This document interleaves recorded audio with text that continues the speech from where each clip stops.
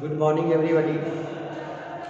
जैसे कि आप सब लोगों को मालूम है कि आपका ऑनलाइन क्लासेस चल रहा है और इसमें हर दिन नई नई चीज़ों को लेकर के आपके सामने आ रहे हैं। आज जो है हम स्कूल लैंग्वेज के ऊपर विशेष रूप से चर्चा करेंगे। हमने होम लैंग्वेज के बारे में बताया कि होम लैंग्वेज है क्या, होम लैंग्वेज किसे कहते हैं, होम लैंग्वेज से क्या फ़ायदे हैं, होम लैंग्वेज में आखिर बच्चे को क्यों सबसे पहले उसको शिक्षा देना चाहिए। होम लैंग्वेज जो है वो बच्चे के लिए कैसे लाभदायक है, उसमें आरुचि के क्या कारण हैं, इस पर मैं डिस्कशन कर चुका हूँ। तो होम लैंग्वेज जिस माध्यम से अपने विचारों या भावनाओं को व्यक्त करता है, हम उसको क्या कहते हैं? भाषा। तो घर की भाषा में यानी घर की भाषा में सबसे पहले बच्चे क्या करते हैं? वो अपना कार्य करते हैं, कोई भी काम करते हैं और हर काम में भाषा जो है क्या करती है? सहायता करती है। यानी जितना आसानी से वो अपने होम लैंग्वेज में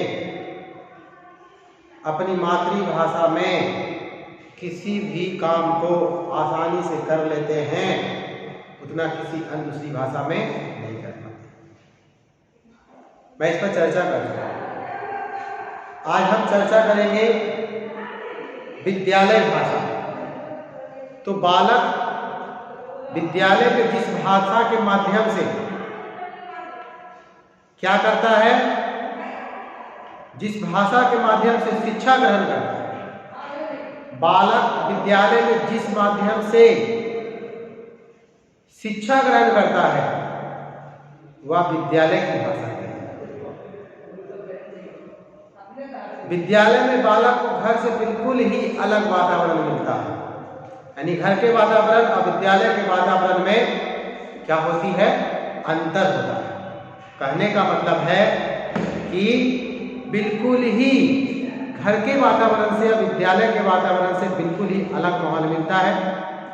उससे आशा किया जाता है कि वो शांत होकर के बैठे, उससे जो कहा जाए वो करे, साथ ही साथ जो प्रश्न पूछा जाए उसका वो उत्तर दे। यानी विद्यालय में जिस माध्यम से बच्चे को पढ़ाया जाता है वह विद्यालय की भाषा कही जाती है और विद्यालय में बालक से यह आशा किया जाता है कि जो भी चीज़ें पढ़ाई जाए, जो भी चीज़ें बताई जाए, वो शांतिपूर्वक धैर्यपूर्वक वो बना करके बैठे, उसे जो कहा जाए वो करे और जो सिखाया जाए वो क्या करे?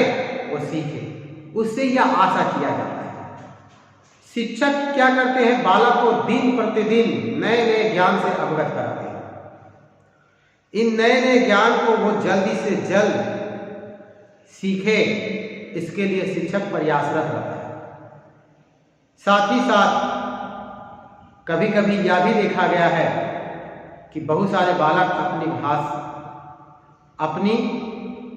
अपने आप को विद्यालय में सामंजस्य नहीं कर पाते हैं।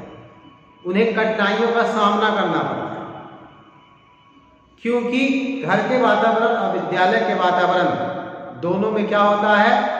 बिल्कुल ही एक अलग माहौल होता है, एक अलग वातावरण होता है। तो वे घर के वातावरण से तो परिचित रहते हैं परंतु विद्यालय के वातावरण से परिचित नहीं रहते। यही कारण है कि शुरुआत में बालक को विद्यालय भाषा में जो शिक्षा ग्रहण कराया जाता है या शिक्षा प्रदान की जाती है, उसमें उसे कुछ कठिनाइयों का सामना करना पड़ता है। लेकिन धीरे धीरे जैसे जैसे समय बीतता है, बालक क्या होता है? धीरे धीरे विद्यालय की भाषा से परिचित हो जाता है। और अब वो आसानी से चीज़ों को समझने लगता है। जिस भाषा का प्रयोग बालक घर में करता था, उसी भाषा के माध्यम से यदि शिक्षा प्रदान किया जाए तो घर की भाषा और विद्यालय की भाषा में कोई अंतर नहीं रह जाएगा। तो घर की भाषा और विद्यालय की भाषा में थोड़ा बहुत अंतर होता है कि विद्यालय की भाषा जो होती है उसमें व्याकरण हो, उसमें जो है ना शुद्धियाँ हैं अशुद्धियाँ हैं उनको ध्यान में रख करके बतलाया जाता है। जो उसके महत्व हैं उसके महत्व के बारे में बतलाया जाता है। इसके अलावा जिससे बालक में तर्क वितर्क करने की क्षमता का विकास हो, ऐसे चीज़ों को क्या किया जाता है, बतलाया जाता है। इसके अलावा माता पिता भी विद्यालय के भाषा के समस्याओं को अच्छी तरीक़ा से समझते हैं, तो उन्हें चाहिए कि बालक को एकदम से ना छोड़ दें, है ना, उसे जो है विद्यालय भाषा को समझने में उसे सहायता प्रदान करें, उसे बताएं कि विद्यालय की भाषा और जो स्कूल लैंग्वेज है और जो होम लैंग्वेज है उसमें थोड़ी बहुत कठिनाइयाँ होती है, वो धीरे धीरे दूर हो जाता है। तो इस प्रकार से हम क्या करते हैं, विद्यालय भाषा से उसे अवगत कराते हैं।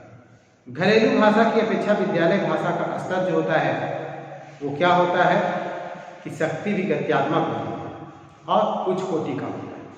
यानी विद्यालय की भाषा जो होती है घर की भाषा से अधिक उच्च कोटि का होता है, अधिक गत्यात्मक होता है। यानी कहने का मतलब है कि उसे विषय वस्तु जो होती है वो थोड़ा कठिन होता है, उसमें व्याकरण के सारे नियम कानून होते हैं, तो इस कारण से उसे थोड़ा कठिनाइयों का सामना करना पड़ता है। इसका उपयोग लगातार करने से उस भाषा पर उसकी पकड़ हो जाती है। अगर बच्चा लगातार विद्यालय भाषा का प्रयोग करे तो धीरे धीरे क्या होता है कि उस भाषा पर उस बच्चे का पकड़ हो जाता है। इसके अलावा साथ ही साथ मौखिक अभिव्यक्ति भी वह इसी भाषा में करने लगता है। पुस्तकों में कई प्रकार के प्रकरण होते हैं। जिस प्रकार छात्र वाद विवाद करते हैं, वाद विवाद विद्यालय भाषा में कराई जाती है। देखते होंगे कि विद्यालयों में क्या किया जाता है, छोटे छोटे टॉपिक दे दिए जाते हैं और बाद में क्या कराया जाता है, उस टॉपिक के ऊपर शिक्षक अपना व्याख्यान देते हैं और व्याख्यान देने के बाद है ना बच्चे से जो है इस पर दोबारा व्याख्यान देने के लिए उसे प्रोत्साहित करते हैं कि आप क्या करें, इसके बारे में बताएं, जो जानते हैं उसे क्या करें, अपने हाव भाव के द्वारा क्या करें, व्यक्त करें। तो इस प्रकार से है ना घरेलू भाषा की अपेक्षा जो होती है विद्यालय भाषा जो होती है वो गत्यात्मक होती है, उच्च कोटि की होती है ना। और विद्यालय भाषा जो होता है ना, वो क्या हो जाता है के साथ बच्चा जो है धीरे धीरे घुलमिल होने लगता है, उसका धीरे धीरे विद्यालय भाषा पर पकड़ होने लगती है और वो अब क्या करता है, घर की भाषा विद्यालय की भाषा यानी घर में जो है वो घर की भाषा का प्रयोग करता है और स्कूल में जो है वो क्या करता है, विद्यालय की भाषा का वो प्रयोग करता है। इस भाषा के निरंतर प्रयोग से उसमें बोधात्मकता, अधिग्रहण क्षमता, समीक्षात्मक योग्यता आदि का विकास होने लगता है। यानी धीरे धीरे बच्चा जो है चीज़ों को समझने लगता है, उसमें अर्थ ग्रहण करने की क्षमता का विकास होने लगता है, उसमें समीक्षा करने की क्षमता का विकास होने लगता है। इसके साथ साथ वह पद साहित्य के सुंदर बोध का भी ज्ञान हो जाता है। यानी जो हिंदी के पद, गद और पद है उसके बारे में भी उसे धीरे धीरे जानकारी होने लगती है। इस प्रकार से विद्यालय भाषा की शक्ति में गत्यात्मकता आ जाती है। संक्षेप में अगर देखा जाए तो विद्यालय भाषा जो होती है वो शिक्षा की दृष्टि से काफ़ी महत्वपूर्ण होता है, क्योंकि विद्यालय में इसी भाषा के माध्यम से सारे विषय वस्तुओं को क्या किया जाता है, पढ़ाया जाता है या बतलाया जाता है। और विद्यालय भाषा वो जो होती है वो उच्च कोटि की होती है, गद्यात्मक होती है। बच्चे धीरे धीरे उसमें क्या करते हैं, उन सारी चीज़ों को समझते हैं। तो इस प्रकार से ये आज जो है आपका हम जो स्कूल लैंग्वेज है, स्कूल लैंग्वेज के बारे में चर्चा की। अब इसमें दोनों में अंतर आप क्या करें, आप अंतर खुद ब खुद कर लेंगे कि स्कूल लैंग्वेज और जो हमारा होम लैंग्वेज है उनमें क्या अंतर है। इस पर भी क्वेश्चन पूछे जाते हैं। ठीक है, थैंक यू।